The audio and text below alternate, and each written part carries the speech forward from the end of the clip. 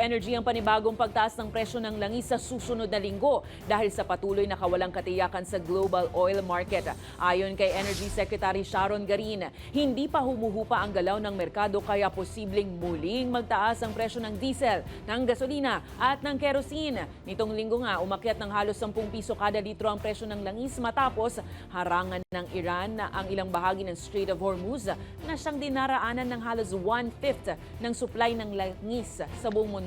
Pinayuhan din ang mga kumpanya ng langis na magpatuloy sa pag-angkat ng petroleum products habang nakikipagnegosasyon ang pamahalaan sa iba pang bansa para matiyak ang supply.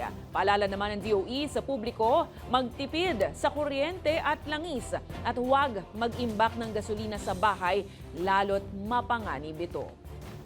There will be an increase, but I don't know how much yet. Meron po tayong sufficient supply. Ang presyo lang po talaga yung issue dito.